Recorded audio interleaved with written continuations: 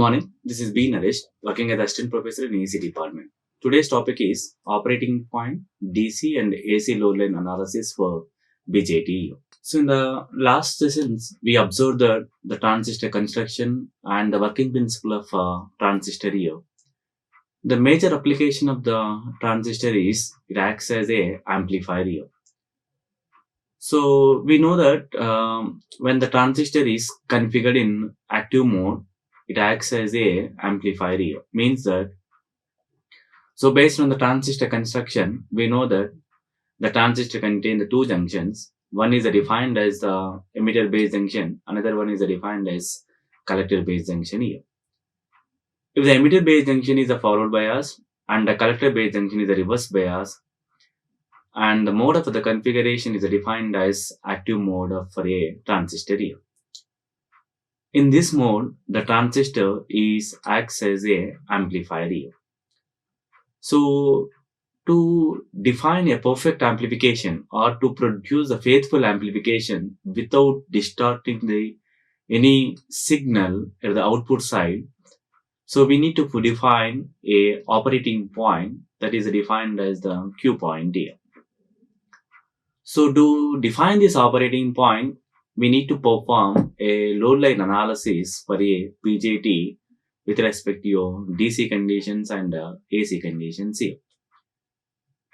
So even though if the transistor is configured in active mode, then in that we need to define a particular point at which point the transistor is perfectly acts as a amplifier, means that without distorting it produces the signal or it amplifies the signal. For this case, we require a proper biasings at the input side and as well as the output side with respect to some biasing resistances here, and to define the Q point at the output side under this configuration here. And we know that, and based on the three configurations, and we know the common emitter configuration, common base, and a common collector. Out of these three configurations, the common emitter is the more suitable to design a amplifier circuit. So under this common emitter configuration, and if you observe the output characteristics, and we plotted the output characteristics in between VCE and your ICE while maintaining the input current is constant. So under this condition and under this output characteristics, under the active region, then we are going to define a Q point to define the transistor is perfectly acts as an amplifier. Hence, here I represented that. So we need to define these two parameters VCEQ and your ICQ here in the active region here. So at this point, so in our output characteristics in active region at particular point, we define some Q point parameters, and here the Q point is a functioning of the two parameters. One is voltage parameter, that is a VCE, and another one is a current parameter that is represented as your IC. So that is the reason these voltages and currents are called as the Q point parameters here to define the operating point of the transistor here. And for this case, to maintain a proper operating point, we need to apply a proper biasing or supply voltages, means that irrespective of your input signal, we need to show that always your emitter base junction is a forward bias and the collector base junction is your reverse bias. So for this case, we need to offer some amount of the biasing voltages, including with the resistances, to make a proper Q point is called as your biasing point here. So let us consider here a common emitter amplifier here. So in this case, I use the common emitter configuration and I consider the NPN transistor, and here this is the material is N, and this is the P-type material, and again this is the N-type material. And we know this is emitter, base, and your collector. Sorry. So this is collector, sorry, this is collector and this is your emitter. So here I consider that common emitter configuration means that emitter is a common for input side and your output side. And first we need to define a proper biasing and input side means emitter based junction we need to show that the forward bias and a collector based junction we need to show that your reverse bias here. And for this case, let us consider the base. Here, this is the base is the input side, and a base is made up with P-type material. Hence, the P-type material is connected through positive pole of the battery here, or a DC source with respect to your emitter. Hence, at this point, this junction, emitter base junction, becomes your forward biased here.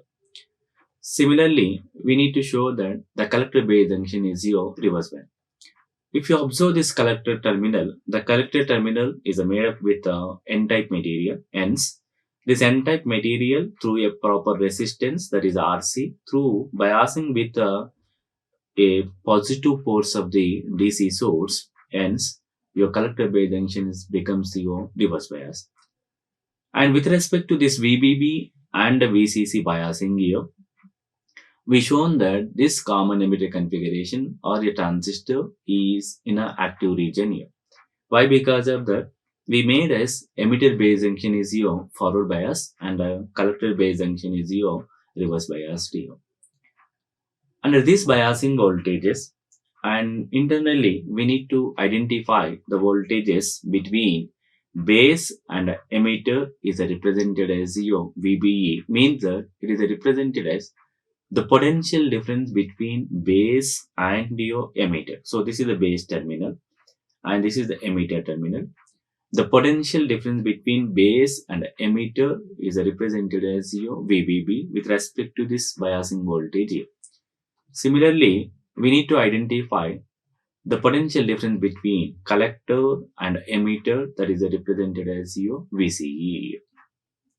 And for this case, now we need to define a operating point. So this operating point is a combination means this is a setup with a DC load line analysis as well as your AC load line analysis here.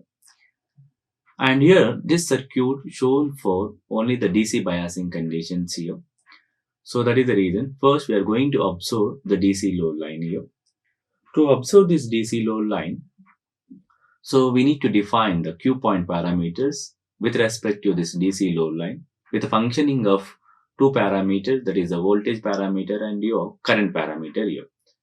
If you consider the voltage parameter, we need to define a VCE, and if you consider the current parameter, we need to define a collector current from the configuration, that is your ICE. So from the circuit, so if you consider this circuit and output side, I'm going to apply the KVL loop. If you apply the KVL loop, now we need to write this equation, means how to write this KVL loop equation. So VCC is equal to from this. So means from this to your, now that is equal to IC times of your RC plus your VCE. So hence represented. So here from that output loop, I represented that the VCC is equal to IC times of your RC plus VC means the voltage drop across the collector resistance and the voltage drop in between collector and your emitter, that is represented as your VC.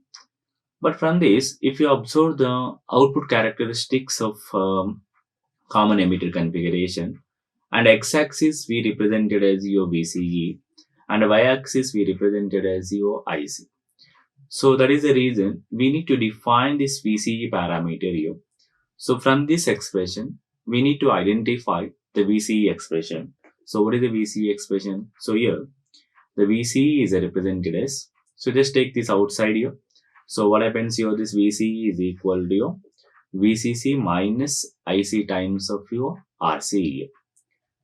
And by using this equation, now we need to find out the coordinates here. What happens when the collector current is 0 and what happens when VCC is or VCE is 0 here. So, and based on these 2 points, we need to identify that how much maximum current is offers and how much maximum voltage is offers at the output side here.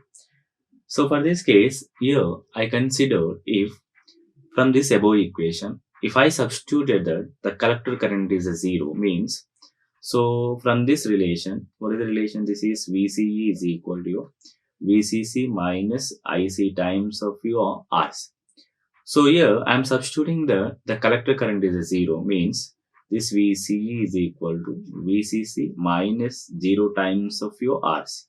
So we know that this VCE is equal to your VCC.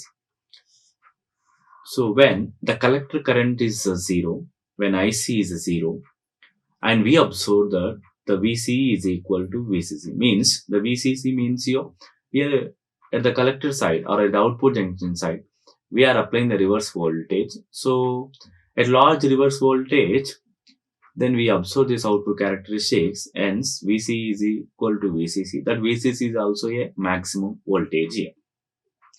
And similarly, now we need to identify that if VC is a zero, means if a VC is a zero line, now we'll see what happens. And again, we consider the same relation. So VC is equal to VCC minus IC times of your Rs. And here, I'm going to substitute the VC is equal to 0 means that is 0 is equal to VCC minus IC times of your Rs. From this, I'm going to calculate this IC. So how to calculate this IC? So means this is VCC by your RC. So that is the reason. We observe these 2 points. When the collector current is a 0, we got the VC is equal to your maximum voltage, that is a VCC here. When the VC is a 0, we observe that the maximum collector current, that IC is represented as VCC by your RC. So by using these 2 coordinates, we need to draw a load line, and that load line is intersects on a output characteristic. And in that load line, then again we need to define the operating point, means at which point the transistor acts as a good amplifier here without distorting any signal for a given input here. So for this case, let us consider. So here I consider the output characteristics of a common emitter configuration. If you observe this output characteristics of the common emitter configuration, x-axis we represented as a VCE and a y-axis I represented as your IC. So means that the output characteristics in a common emitter configuration is plotted in between VCE versus your IC by making your input current is a constant. So let us take, so this is the IB value. Let us take this is IB is a 0, means this is IB is increased from the 0. Like that, this IB is increased. So if IB is increases, then we know that the collector current equation in a common emitter IC is represented as beta times of IB. And by using this one, we drawn this output characteristics. Then from this, first we need to plot the DC load line, and we observe that when if IC is a 0, so when IC is a 0, we observe that the 2 points, if IC is a 0, we observe that the VCE is equal to your VCC. And similarly, we also observe that when VCE is a 0, we represented that IC is represented as VCC by your RC. So hence, let us take when this VCE is a 0, let us take this point when VCE is a 0, I consider then VCE is a 0. And we observe this IC is equal to VCC by RC, and this is shown that the maximum collector current. So hence at this point here I represented this line is represented as VCC by RC. Similarly, when IC is a 0, again VCE equal to your VCC. So at this point, so this is the VCE line, hence this VCE is equal to this point I shown that your VCC. So that is the reason. So here this is the point is a VCC, and this is represented as VCC by RC. Now we need to join these 2 points, and that line, the joining of this maximum collector current and a maximum voltage VCE, and that point, that line is called as your DC load line here. So again, after this, now we need to define. So if you observe this point, and in this case, the DC load line intersects the all the regions here. Let us take, and if you consider in the output characteristic, this region here, it is called as saturation region here. And here, when if IB is less than 0, and we know that the emitter base junction is for reverse bias, and already collector base junction is reverse bias, hence this region is called as a cutoff region here. And from this portion to this portion here, it is called as active region here. Now, if you observe this DC load line, this DC load line is passes in all the regions, saturation region, active region, as well as the cutoff region. But we know that if you want to design a transistor as an amplifier, we need to configure as a active mode of region here. So that is the reason we need to define a Q point in an active region. Again, if you observe these characteristics along with a DC load line, the Q point is also intersecting from this active region in a multiple of values. So suppose here it is also intersecting, here also it is intersecting here. But we need to define a particular point. The transistor is behaves like a good amplifier. For this case, and here the Q point is always the center of the DC load line here. So if you want to design a faithful amplification by using the bipolar junction transistor, the Q point is always the center of the DC load line here. So that is the reason here I intersected this center point. This center point is intersect the two parameters. One is x-axis and one is y-axis. And whenever this Q point intersects the y-axis, and that is nothing but a y-axis is the collector current. At this point, this collector current is defined with a Q point, so means the quotient point of collector current. And similarly, this point is also intersect this x-axis, and that x-axis is represented as a VCE line. At this point, this voltage is acts as a quotient point for voltage, and here I represented as your VCEQ here.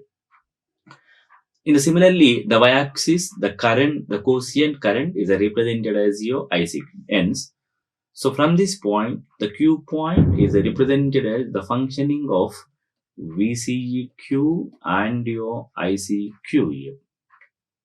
And from the statement of the Q point, so we know that the Q point is always the center of the DC load line. So from the statement, we define the VCE is a VCC, and we define IC is VCC by RC. Now, if you want to define the Q point based on the statement, so means I'm going to write this VCEQ.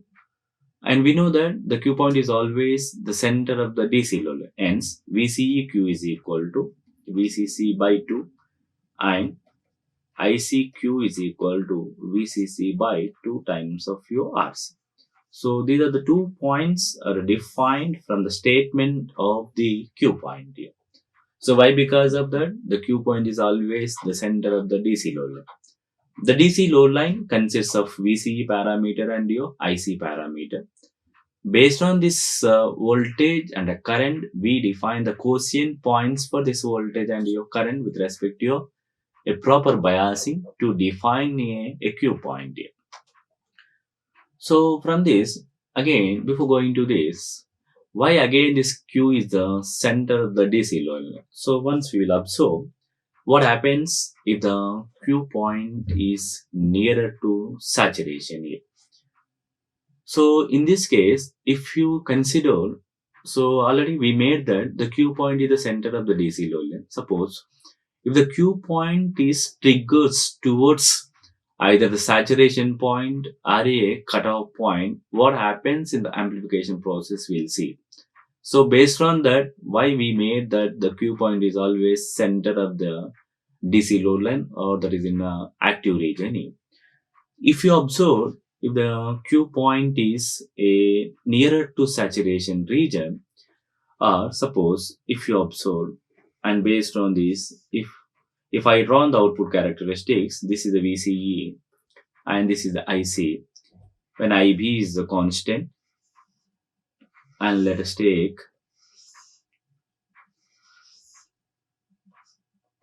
and let us, these are the values of IB is a 0, some IB is increased from 0, like that here.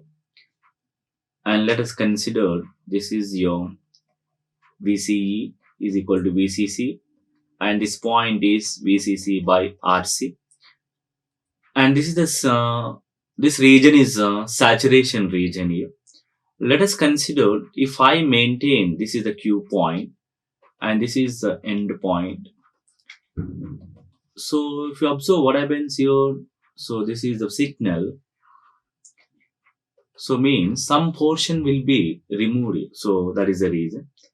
If the Q point is nearer to saturation, it loses some positive portion of your given input signal here. That is the reason the Q point is not nearer to saturation here. Similarly, we'll see what happens if the Q point is nearer to cutoff. So first I draw on this DC load line, and again this is your maximum IC, that is represented by VCC by RC. And here I shown that the Q point is very nearer to the cutoff region. So bottom line, so we know that already the cutoff region is very nearer to the VCE axis here, and the Q point is thickest or trying to move towards very near to the cutoff region. You can observe this region. So this is your given signal, amplified signal. And with respect to this one, so what happens here, some negative portion of your given signal is attenuated here, or it loses a negative amplitude of your given signal here. So that is the reason. Again, the Q point is not nearer to the cutoff region. From these two observations, if you observe if the Q point is nearer to saturation or the Q point is nearer to the cutoff, it loses the sum of the information of a given input signal. That is the reason the Q point is always the center of the DC load line without losing the or without distorting the any signal at the output side here. So this, due to this reason, the Q point is made as a center of the DC load line here.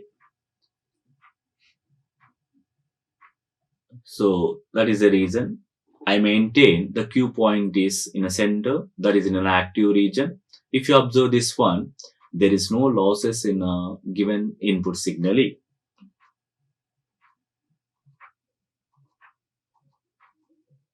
Now coming to your AC load line. So up to this point, we observe the DC load line. In the absence of AC signal, we observe the DC load line. From the DC load line, we draw on the DC load line and we identify the Q point parameters. And we also identify that the Q point is always in an active region, that is center of the DC load line. Now we'll see what happens in the AC load line. Why? Because of that, if you want to define this amplifier, your AC signal means we need to pause the signal, that is the AC signal. That AC signal is superimposed with a DC biasing. So that is the reason we need to identify the Q point is the intersecting of the two parameter, that is the AC load line as well as your DC load line here. So for this case, so first we draw on this DC load line. After this, we identify the Q point in the DC load line.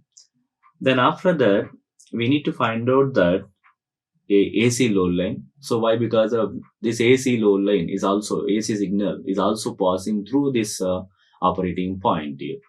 That is the reason we need to consider the AC load line analysis also here.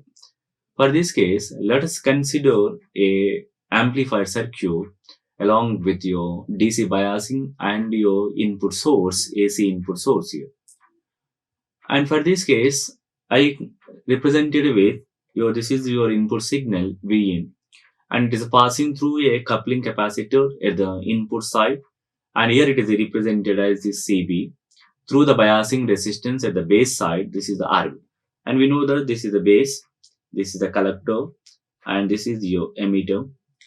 And here again I consider this common emitter configuration, and the collector is biased through with a biasing element, that is a collector resistance through the biasing voltage is your VCC here. And output is again coupling through a capacitor CC, and through some load resistance is RL. And in this case, I remove the two biasing voltages. If you observe the DC biasing conditions here, we made that your input junction is a biased, as well as a collector base junction is also biased.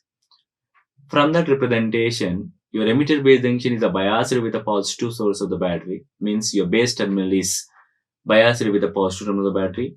Similarly, the collector terminal is also biased with the positive terminal of the battery.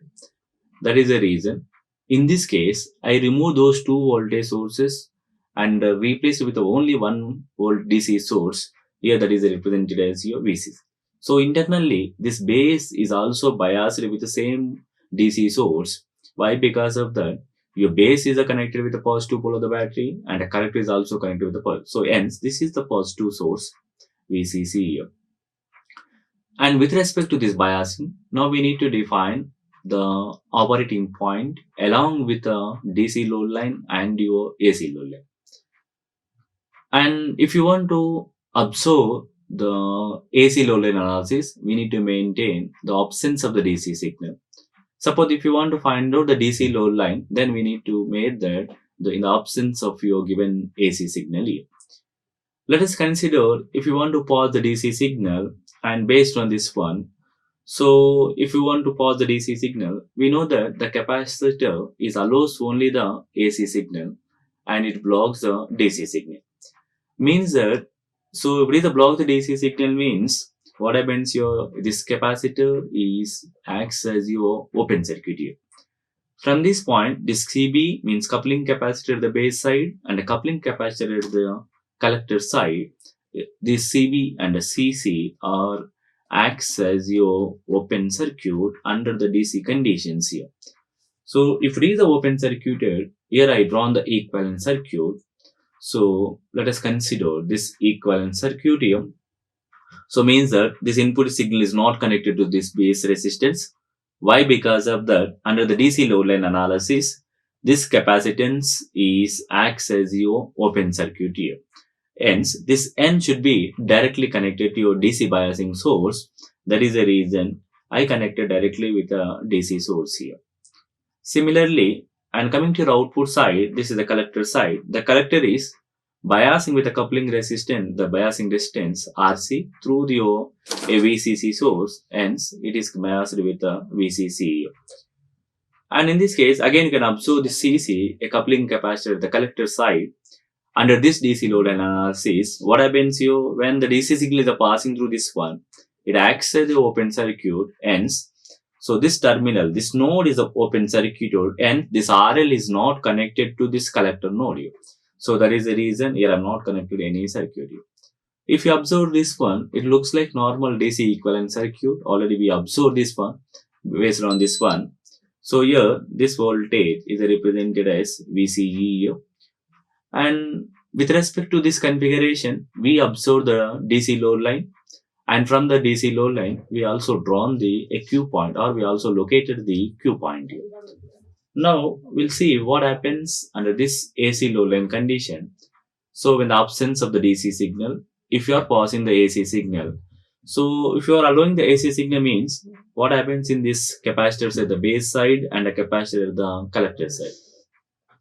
And we know the function of this capacitor. Capacitor allows the AC signal, means under this AC condition, the capacitor is replaced with a short circuit. Means that here this CB and CC are replaced with a short circuit. So why? Because that we are going to analyze this AC analysis here, AC signal source here. That is the reason. Here I am drawing this AC equivalent circuit. So means starting from this V input. So this is the V input. This CB is replaced with a short circuit, and this is a short circuit, and it is connected with your biasing resistance at the base side, RB, and again it is connected to base. And similarly, so if it is a short circuited and the absence of DC source means what happens here? This RC and RL is becomes your parallel combination here. So there is a reason this is the equivalent circuit for this AC load line here. And for this condition, if you observe this AC equivalent circuit, and from this configuration, we know this RC and RL is parallel configuration here. So there is a reason RC is a parallel with your RL. Under this AC equivalent circuit, the collector resistance and the load resistances are your parallel configuration. And that parallel configuration, the equivalent resistance, here I am representing with your RAC. The parallel configuration, equivalent resistance, here I am representing with your RAC. So this RAC is a combination of this RC is a parallel with your RL. Hence, from this, the AC resistance is defined as RC times of RL divided by RC plus your RL. So we know that when this is the AC equivalent circuit, it offers at the output side, it offers the very small resistance here. Now from this configuration, now we need to identify the Q point. Why? Because of that. This Q point means when under the AC signal, this is also passing through your a DC load line. So means this AC load line is also intersect the Q point. So means it also intersect your DC load line. So from this, we need to find out this under this AC condition, we need to find out that what is the maximum collector current and what is the maximum voltage under this AC condition here. So hence here I'm going to find out. So I'm going to draw this AC load line that is represented as maximum VCE and a maximum collector current here. So hence first I'm going to find out the maximum VCE. So why? Because of why I'm representing like this. And under the DC load line, we observe that this VCE is equal to your VCC. And based on the Q point, we represented this VCEQ is equal to half of the VCC. If you consider this AC load line, this AC load line is also passes through the Q point. Means this AC load line is also intersect this parameter, the Q point parameter of the voltage or a quotient voltage. Hence, this maximum VCE I represented with along with the Q point voltage. That Q point voltage here I represented as a VCEQ. Along with we need to find out the AC voltage. So means if you want to write this V in terms of we need to write I into R. So hence I means we need to take the quotient collector current. Hence I consider this ICQ. R means under this equivalent circuit. So R means that R is represented as your equivalent AC resistance. That equivalent resistance is a parallel combination of collector resistance and your load resistance. So that is the reason here I represented with RAC here. So where RAC is the parallel combination with the RC and your RL here. So similarly, we need to find out the maximum collector current. So again, this IC is also intersect the quotient of collector current along with, if you want to write I, is generally it is the ratio of V and R. So V means we need to consider that VCQ. R means under this AC equivalent circuit, we need to consider this RAC. So that is the reason. By using this maximum VCE and a maximum IC, we need to draw the load line.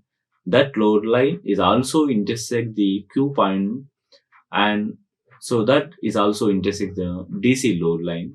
So that line here it is called as your AC load line here. So hence here I drawn these parameters here. Let us take the parameters. And here this A to B along with the Q, this A to B line is called as your DC load line here. And we observe this one when VC is 0, we observe that this point VCC by RC and VCC here. This is the DC load line parameters here. So what are the DC load line parameter? VC is equal to VCC and IC is equal to VCC by RC. So that is the reason. This point is IC is equal to VCC by RC, and this point VC is equal to VCC. When we are intersecting these 2 points, that line is called as your DC load line. And again, we identify the Q point. The Q point is always the center of the DC load line. And here it is represented as VCEQ, and this point is represented as your ICQ here. And if you want to draw this AC load line, this AC load line is passing through the DC load line along with the Q point ends. And this point here I represented as the maximum IC. It is represented as ICQ plus VCQ by RAC. Similarly, this point, the maximum VCE is represented as VCEQ plus ICQ into your RAC. So this is a complete analysis to identify the proper operating point to act as a transistor is a good amplifier. So for this case, for a good amplifier, so we need to define a perfect operating point by using this DC load line and your AC load line analysis here. Okay, thank you. Like, share and subscribe. Hit the bell icon for more updates.